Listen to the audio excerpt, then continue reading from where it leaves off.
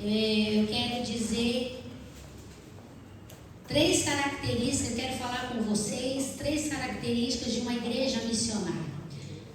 Atos capítulo 2.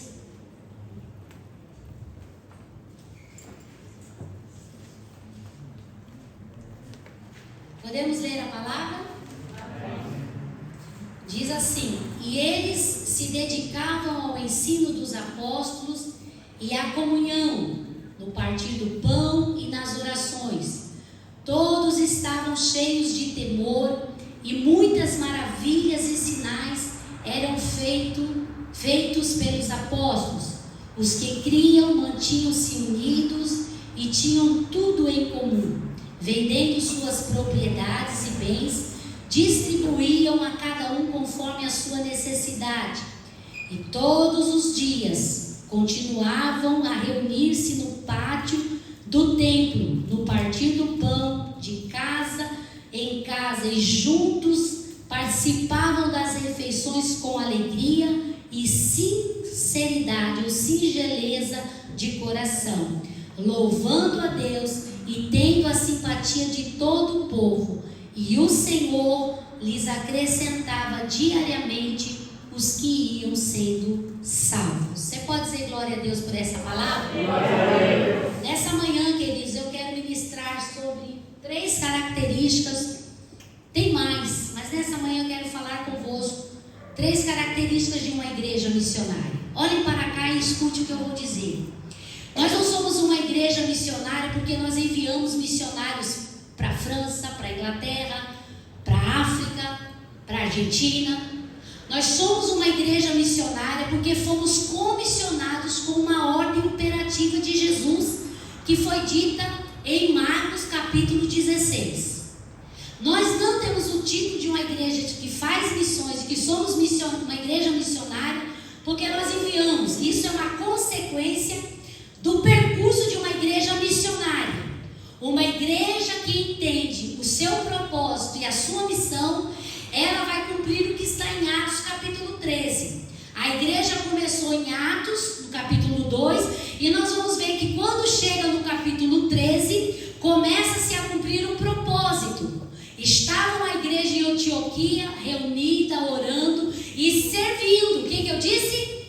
Servindo. Disse o Espírito Santo: apartai para mim a Paulo e a Barnabé para a obra que eu tenho chamado.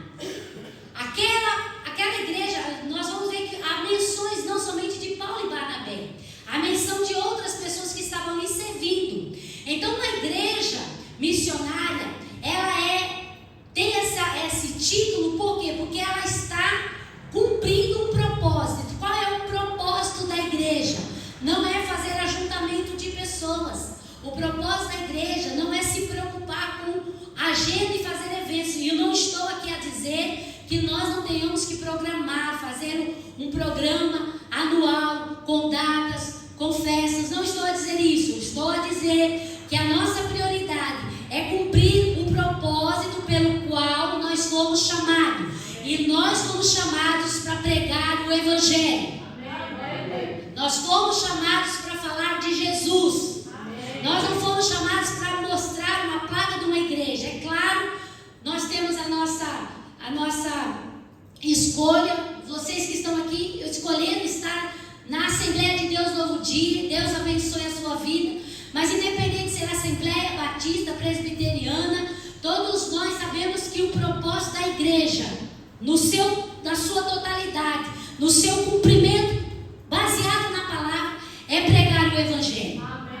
E nós vamos ver nessa manhã que a primeira característica dessa igreja, que é o modelo para nós estamos vivendo um tempo desafiador. Por quê? Eu disse ontem, Inês Pereira, essa semana Deus me deu a oportunidade de participar de um seminário sobre plantação de igreja, plantação e revitalização de igreja. Pessoas que são chamadas para plantar igreja, começar a igreja. Outras pessoas que são chamadas para trazer um tempo de revitalização, de renovo.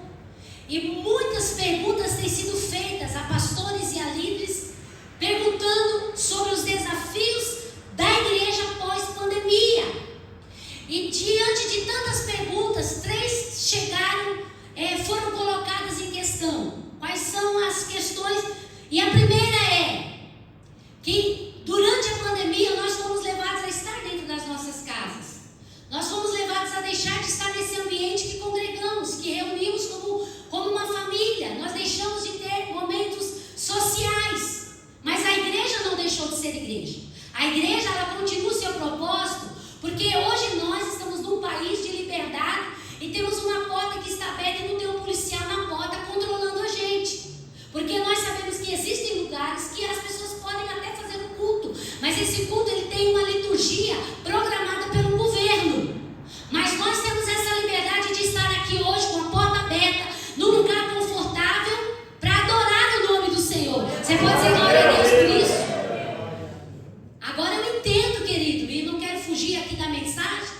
Quando Jesus falou, quanto mais é dado, mais não será cobrado. Porque tem gente que não pode e faz de tudo para adorar, faz de tudo para estar perto, faz de tudo para cumprir o propósito. E nós que temos tido liberdade, e nós que temos tido a oportunidade de não ter polícia seguindo a gente, de não ter um telemóvel controlado, o que nós temos feito?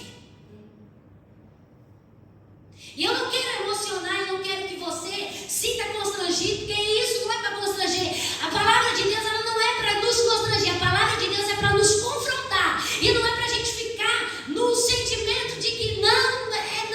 Quando a palavra de Deus vem para nos confrontar, é para mudar o nosso alvo, porque muitas vezes nós corremos o risco de perder o alvo e não cumprir o propósito pelo qual a igreja foi designada. Então, quando nós olhamos e na questão de perguntar quais são os desafios da igreja pós-pandemia, a primeira foi que muitas pessoas, como ficaram muito tempo em casa, a igreja está se apercebendo de que muitas pessoas, não estou dizendo que é todo mundo, mas a maior parte delas, não voltaram mais a estar no momento de congregar, de estar, de buscar a Deus. Porque o tempo de investimento na palavra não foi suficiente. Porque movimento aglomera pessoas, mas pregação da palavra transforma corações. Vou repetir: aglomeração e ajuntamento de pessoas não transforma.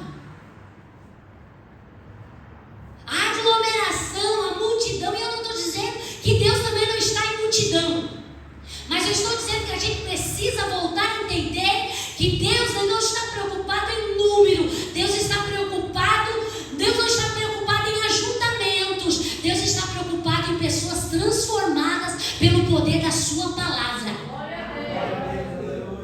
Então nós vamos ver o modelo da igreja primitiva. Primeiro, eles, 2:42, eles dedicavam-se tempo ao quê? Ao ensino da palavra. Eles perseveravam na doutrina dos apóstolos. O que é a palavra doutrina dos apóstolos?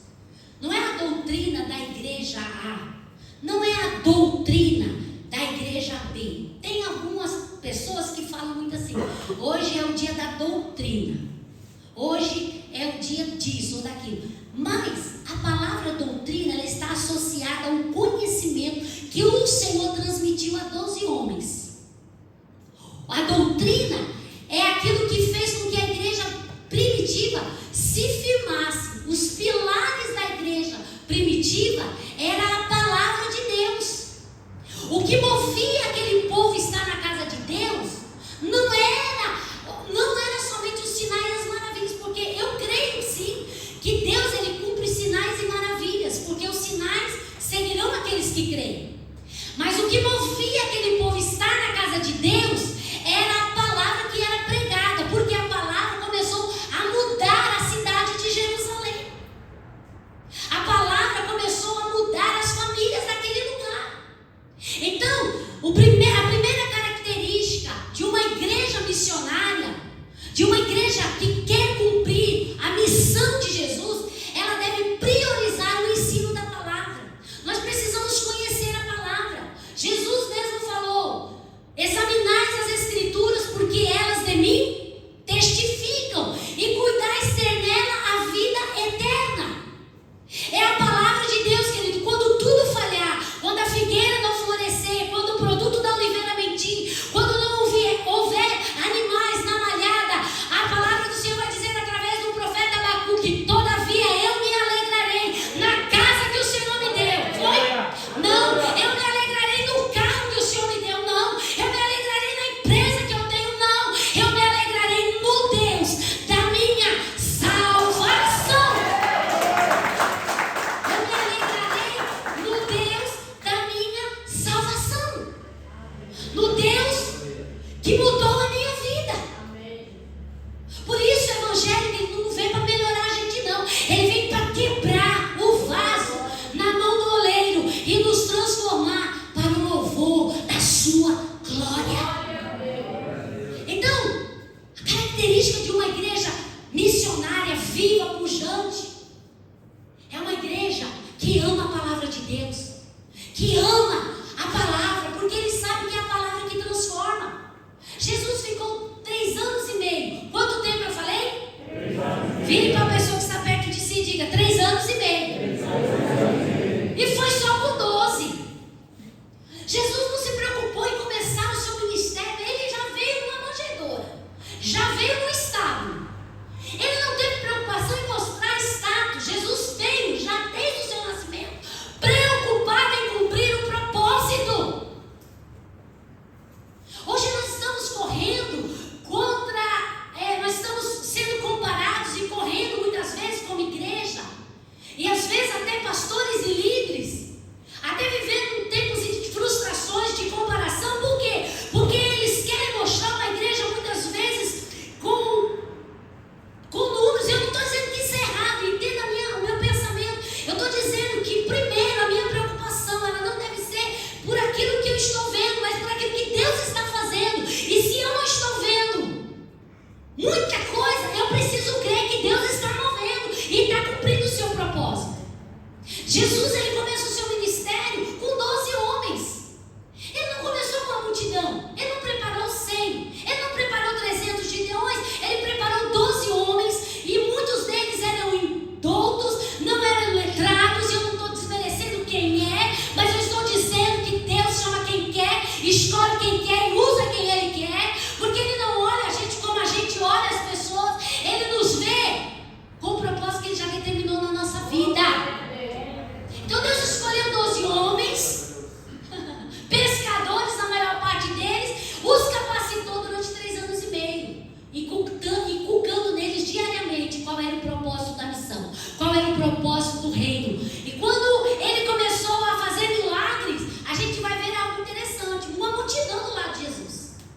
Mas quando Jesus começa a falar verdades, quando ele começa a realmente falar, não que Jesus não estava falando outras coisas verdades, mas eu estou dizendo, quando Jesus começa a manifestar o que era verdadeiramente o reino espiritual e o reino de Deus, porque enquanto ele estava curando, ele estava fazendo milagre, ele estava manifestando o seu poder no reino humano. Mas quando ele começou a falar sobre coisas, sobre o seu reino espiritual, quando ele começou a falar: quem quiser vir após mim, negue-se a si mesmo, tome a sua cruz, a multidão começou a deixar Jesus. Quando Jesus começou a falar assim: as raposas têm covis, os passarinhos têm os seus ninhos, mas o filho do homem não tem aonde reclinar a sua cabeça. Quando Jesus começou a falar que seguir a ele não traria status, não trazia a possibilidade de ter conforto, ele olha e está apenas 12 homens.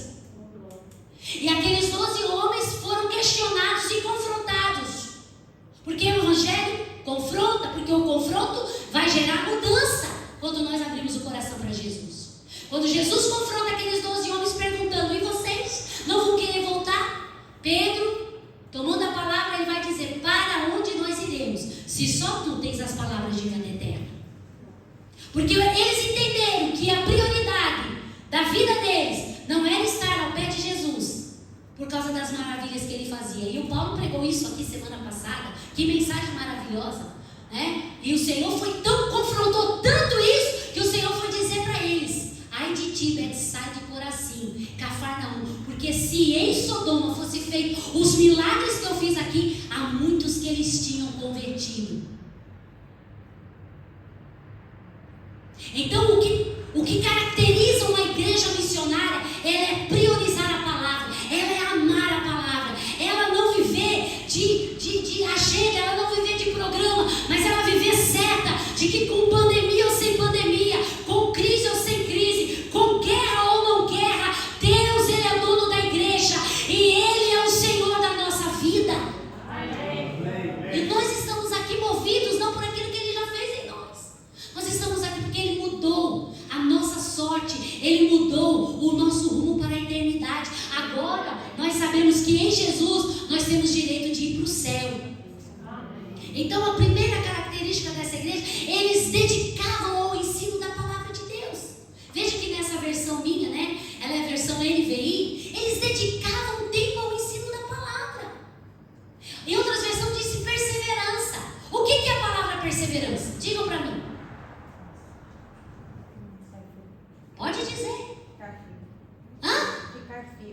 Ficar firme. O que mais? O que é uma palavra? Uma pessoa perseverante. Que não desiste. O que é uma pessoa perseverante? Que caminha todos os dias. Que não importa o que vai apresentar. Persevera. Não deu certo, aconteceu alguma coisa no teu negócio, você vai perseverar, porque você tem uma visão, você tem um propósito, você não vai desistir, vai? Não, porque você tem uma visão, você tem um propósito. E se nós como igreja sabemos que Deus é o dono dela, nós não vamos desistir, nós vamos perseverar. Nós vamos caminhar na palavra. Porque é a palavra que vai transformar. Porque ajuntamento convence, mas palavra transforma. E é a palavra, querido, é a palavra, é a palavra, a palavra. Não viva de pregação de internet. Eu não estou dizendo que você não possa ouvir, porque eu também ouço, mas eu estou dizendo que você precisa viver dessa palavra profética que está acima de qualquer profecia. Você precisa viver ela, você precisa se dedicar tempo, porque ela tem o poder para transformar a tua vida. Ela tem o poder para transformar a minha vida. Segunda coisa que essa igreja nos ensina é que eles perseveravam na comunhão. Eles perseveravam em quê? Na comunhão. Diga de novo. Eles perseveravam na comunhão. Essa palavra comunhão quer dizer koinonia. E nós vamos ver que depois a comunhão deles era tão grande que ela não só se resumia nos encontros, nos momentos em que eles estavam na igreja. Aquilo se estendeu para a casa deles. A Bíblia vai dizer que de casa em casa eles se reuniam.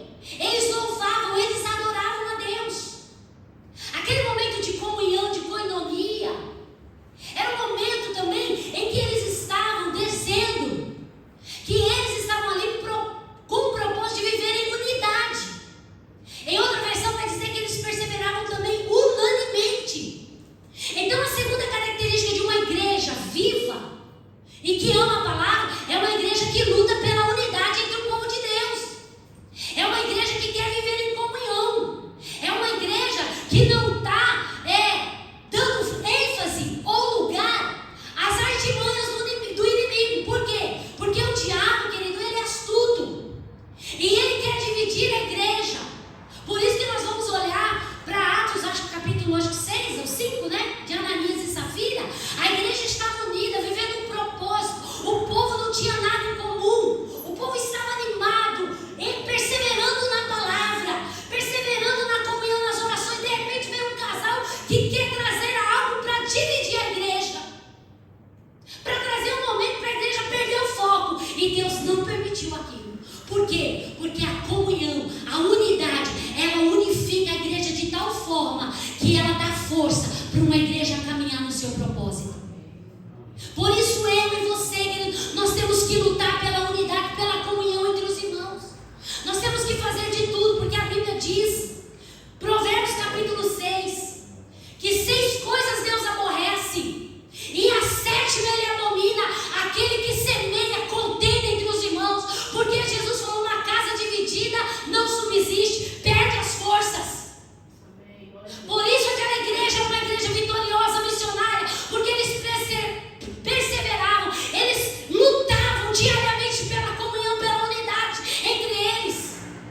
E eu estou aqui nessa manhã profeticamente para dizer: vamos continuar lutando pela unidade entre nós. Porque nesse corpo não tem grande, não tem pequeno, porque agora todos somos um em Cristo Jesus. E quando a gente fala de andar junto, de perseverar na comunhão, não é somente quando a gente tem afinidade com pessoas. Às vezes nós temos que andar com pessoas que às vezes não vai falar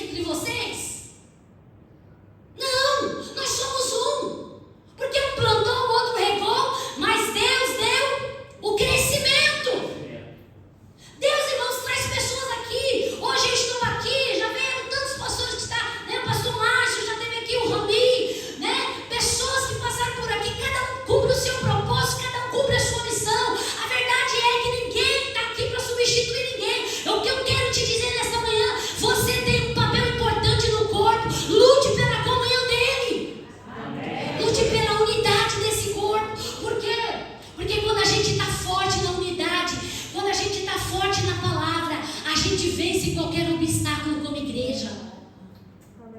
Entenda o teu irmão. Escute. É impossível um crente cheio do Espírito Santo que conhece a palavra, que ele não vá viver uma vida de comunhão e de unidade. E eu não vou dizer aqui, queridos, que às vezes a gente pode ter afinidade com algumas pessoas por estar mais perto delas. Mas quando a gente se ajunta aqui como corpo, nós temos que lutar pela comunhão e pela unidade entre nós. Nós temos que lutar pela koinonia. Irmão, você faz parte do corpo. É bom você estar aqui. E a gente tem que entender isso de tal forma que a gente tem que chegar, como Paulo falou, quando houver alguém chorando no corpo, chore com ele. E se houver alguém se alegrando, se alegre com ele. Eu quero dizer nessa manhã, o que vai trazer cada vez mais em nós o cumprir da missão é a gente manter a unidade entre nós, é a gente chorar, é a gente estar perto, é a gente promover a paz, é a gente promover a unidade. Eu não conheço gente que vive disseminando pessoas viver uma vida plena, porque nós fomos chamados para viver e para promover a unidade entre nós. O próprio Jesus, na sua oração sacerdotal em João capítulo 17, ele vai dizer: Pai, que o mundo veja eles como eu e tu somos, nós somos um. Que quando o mundo olhar para a igreja, veja a igreja como nós somos um. Que a igreja seja conhecida pela comunhão e pela unidade. Então nessa manhã, o que faz nós sermos uma igreja missionária, primeiro, é perseverar na palavra de Deus, é dedicar tempo à palavra de Deus. Segundo, é também perseverar na comunhão entre os irmãos. Brasa que vai se afastando, ela está correndo o risco de se apagar. E eu não estou dizendo que a gente só tem comunhão. Olhe para cá e preste atenção nisso. E eu não estou dizendo que a comunhão ela só se define quando a gente está num ajuntamento, num almoço, num chá. Não. Eu posso até muitas vezes não estar perto, mas eu continuo em comunhão com meu irmão. Eu continuo priorizando a unidade no corpo. Então, que nós possamos continuar a promover. A Bíblia diz: bem-aventurados pacificadores, porque eles serão chamados filhos de Deus. É forte. Que nós sejamos promotores da paz, que nós sejamos promotores da unidade, que nós possamos aqui entre nós lutar pela koinonia, pela comunhão. Chegou um irmão novo, ô irmão, que pensa que você está aqui entre nós, foi Deus que te trouxe, olha, seja bem-vindo em nome de Jesus. Irmão, você está chorando, está passando a prova, eu estou aqui, eu posso orar por você. Irmão, você está na luta, eu estou aqui, eu estou junto, você não está sozinho não, você não vai passar sozinho essa luta, pode contar comigo. Irmão, isso é koinonia, isso é comunhão. Comunhão não é só a gente, aliança no Senhor, eu tenho com você. Deixa pra cá. Não, koinonia é muito mais do que isso. Koinonia é você se entregar, é você ser um intercessor, você se colocar no lugar de alguém, você chorar com aquele que está chorando, é você lutar, você fazer de tudo para que haja unidade entre nós. E a última característica dessa igreja diz que eles perseveravam nas orações. O que eu disse? Nas orações. Aquela igreja orava continuamente. Aquela igreja, ela perseverava, ela era persistente na oração. E orar, irmãos, é muito mais do que a gente estar de joelhos. É muito bom orar. E se a gente puder estar de joelhos, é uma bênção. Orar é falar com Deus, mas orar é você crer. Por isso que a primeira característica dessa igreja, eles perseveravam na doutrina. Porque quando eles iam orar, eles não iam orar somente baseado naquilo que eles precisavam. Eles iam orar baseado naquilo que eles aprendiam. Eles oravam na palavra. E nós precisamos entender que a oração não é um momento só da gente pedir. É claro que Jesus, usando o apóstolo Paulo em Efésios, ele vai dizer: sejam as vossas necessidades conhecidas diante de Deus. Acho que é Efésios que ele fala, ou Filipenses. Mas Paulo fala sobre isso. Sejam conhecidas diante de Deus as vossas necessidades por meio da petição. Mas o que eu quero enfatizar aqui, que a oração é muito mais do que estar num local ou num dia marcado de oração. É orar em todo o tempo. O que Paulo diz em Efésios capítulo 6, a partir do verso 10? Orando em todo o tempo, com toda a oração e súplica, na onde? No Espírito. Você, querido, pode estar no teu trabalho, você pode estar ali, e ao mesmo tempo você pode estar orando. Você pode estar ali: Senhor, salva, Senhor, esse lugar. Senhor, salva meus amigos. Senhor, salva meus colegas de trabalho. Orando em todo o tempo. Senhor, salva os meus vizinhos. Senhor, salva, Senhor, essa freguesia. Senhor, salva as pessoas que entram aqui, me dão a oportunidade para falar de Jesus. Orando, crendo. Quando a igreja ora, a igreja vê o sobrenatural acontecendo. Quando a igreja ora, a igreja vê o inatingível chegando até nós. Quando a igreja ora a palavra, a igreja vê o sobrenatural de Deus acontecendo. E eu vou dizer, nós não vamos fazer esforço aqui para o Senhor trazer pessoas, porque a Bíblia vai dizer, no capítulo 2, verso 47, e acrescentava o Senhor, não era pastor, não era o evangelista, não era o diácono, acrescentava o Senhor. Uma igreja que está firme na palavra, firme na comunhão, firme na oração. Deus vai trazer um povo, e o povo que Deus vai trazer vai ser para agregar, vai ser para salvar, vai ser para libertar. Não adianta a gente estar preocupado somente em falar de missões de pessoas que estão longe, porque missões se começa aqui onde nós estamos. O território que nós habitamos, ali é o nosso campo missionário. Aonde nós estamos e aonde o Senhor te plantou, é ali o lugar onde o Senhor quer usar a tua vida. Então ore pelo lugar onde você está. Eu fiz um desafio em Inês Pereira ontem, e posso fazê-lo nessa manhã para nós novamente. Pegue um papel, coloque o nome de pessoas. Coloque o nome do teu colega de trabalho, coloque o nome do teu vizinho, coloque o nome do teu patrão, coloque o nome da tua família. Tem alguém na tua casa ainda que ainda não aceitou a Cristo? Você está em Jesus, o Senhor conta com você. Você que foi comissionado, a missão está na tua mão. E qual é o teu papel? É meditar na palavra, chamar a palavra, crer pela fé que a palavra transforma. Você vai continuar orando, crendo e dizendo: Senhor, aqui está o nome de fulano, está de ciclano. E nessa manhã, Deus, eu quero fazer um propósito. Eu quero orar, Senhor, por essa pessoa, para que eu possa fazer como Paulo, que o Senhor me dê uma oportunidade, que no abrir da minha boca eu possa pregar a palavra e ganhar o meu vizinho para Jesus, ganhar o meu filho para Jesus. Ei, igreja, a oração move o mundo espiritual. O mundo espiritual é movido por palavra. Quando você ora a palavra, você está trazendo o reino de Deus para a terra. Você está movendo aquilo que é impossível. Pastor, o coração é duro, mas Deus é um martelo que esmiuça a pedra. A nação é dura, mas o Senhor é dono da terra, a sua plenitude. O mundo e aquele que nele habita não tem coração que Deus não transforme, não tem família que Deus não restaure, não tem filho que Deus não restaure, não tem casamento, não tem nada.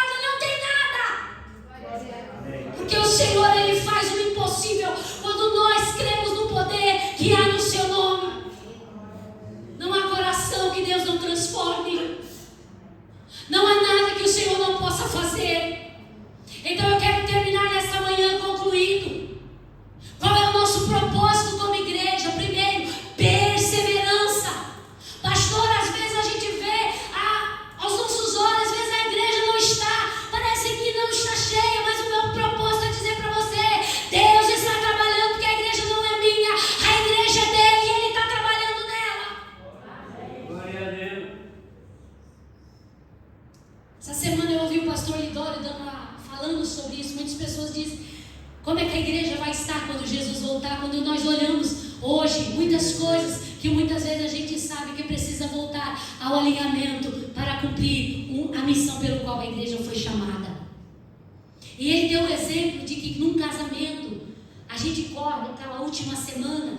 Quem já casou sabe o que eu estou a falar. Você corre os preparativos, mas é interessante que chega no dia do casamento, parece que as coisas começam, algumas coisas correm mal. Parece que a gente recebe uma ligação, e ele estava dando exemplo até no casamento dele, que quando chegou quase no dia do casamento, quem ia fazer o bolo ligou, olha, houve imprevisto. Quem ia fazer o louvor ligou, olha, parece que não vai dar. E ele começou a ficar preocupado e tal. E assim, no dia do casamento, a gente está ali e fica, meu Deus do céu, será que vai dar? Será que vai acontecer? Muitas coisas parece que a gente planejou e chega na hora. Hoje, graças a Deus, né, tem aquela turma da logística, o cerimonial, que dá um apoio grande, é ou não é? Que dá um apoio muito grande, mas com tudo isso, sempre acontece alguma coisa, um imprevisto.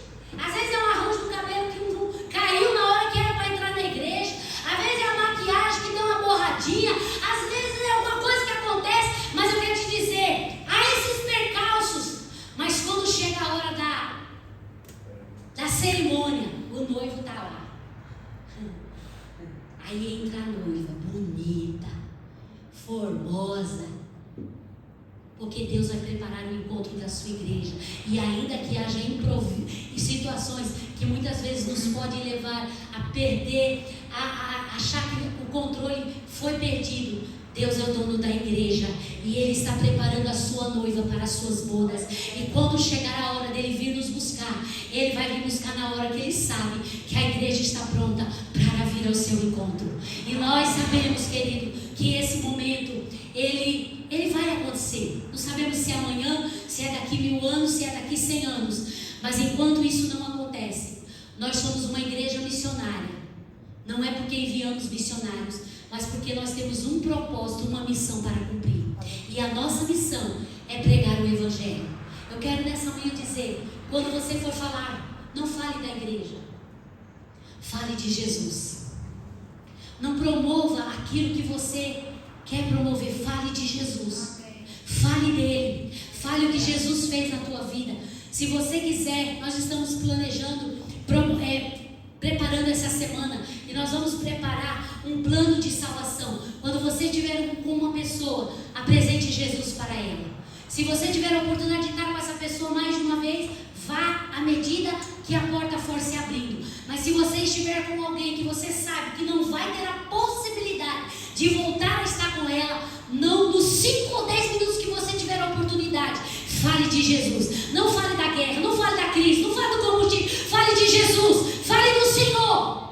Promova o reino de Deus, fale dele. Vou falar o quê, pastor? Eu nem sei falar. Fala que Jesus salva, fala que Jesus liberta, fala que Jesus muda a nossa vida e a nossa história. Fale de Jesus. Não promova a igreja, não promova o teu ministério, não promova a tua família, promova o reino, promova o nome de Jesus. Amém. Porque quando o nome de Jesus for promovido, a tua família vai estar dentro, a igreja vai estar dentro, porque você e eu fomos chamados para falar de Jesus, fomos chamados para falar do reino dele. Fale dele, fale menos de você e mais dele. Simone, fale menos de si e fale mais dele. Promova ele, fale dele, traga o reino dele. Então, queridos, que nós possamos terminar nessa manhã e sairmos desse ambiente na certeza que nós precisamos perseverar nessas características, nesses pilares importantíssimos, para que nós possamos continuar sendo uma igreja que está cumprindo a sua missão. A nossa missão não é fazer nada para nós. A nossa missão é manifestar o reino de Deus entre nós. O próprio Jesus, quando ele veio, começou o seu ministério, ele começou dizendo: o reino de Deus é chegado entre vós. O reino de Deus é manifesto no meio de vocês. Jesus, ele cumpriu o seu propósito, mas ele trouxe a igreja para continuar a sua missão. E nós estamos aqui, independente de qualquer situação, nós queremos perseverar nos pilares que mantêm uma igreja viva. O que vai nos manter vivos em qualquer situação não é alguma ação humana, porque a Bíblia vai dizer que quem acrescentava era o Senhor. E eu não estou dizendo que isso me ausenta de falar de Jesus ou de ir à pessoa. O que eu estou dizendo é que quando a gente vive o poder e essas características, a ação do Espírito Santo vai atrair as pessoas entre nós. Porque as pessoas vão olhar para nós, as pessoas vão olhar para a nossa família, as pessoas vão olhar para você como um funcionário, como um patrão e vai dizer: eu quero ser como essa pessoa.